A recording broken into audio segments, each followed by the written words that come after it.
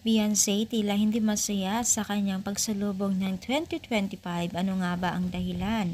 So, bago natin ipagpatuloy ang ating pag-support today's video, kung bago ka pa lang sa aking channel, please subscribe po, like, and pakit na rin po natin guys ang notification bell upang ma-update po tayo tuwing ako po ay mag-upload sa mga viral and trending video. Alam niyo ba guys na itong si Beyonce noong pagsalubong po ng bagong taon 18 na nag-post po siya at parang hindi naging kompleto ang kanyang araw at bagong taon, no? So medyo parang malungkot tong si Beyonce siguro.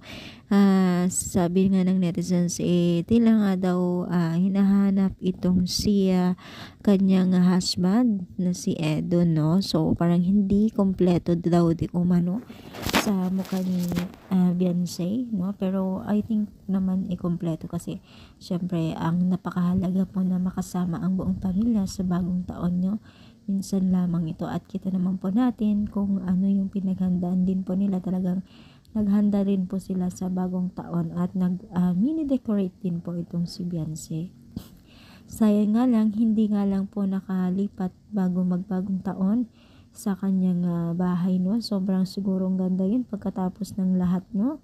Napakaganda sana kung dun sila nagdiwang ng bagong taon, pero syempre andyan pa rin po ang Team Kalingap at ang sponsor na sumusuporta na kahit hindi naman po sumakto sa bagong taon sa kanyang paging ribbon cutting, masaya pa rin po, pero nga lang parang kulang, no? So parang nag-emot-emot itong si Beyonce sa kanyang TikTok account ng panahon na ito, no?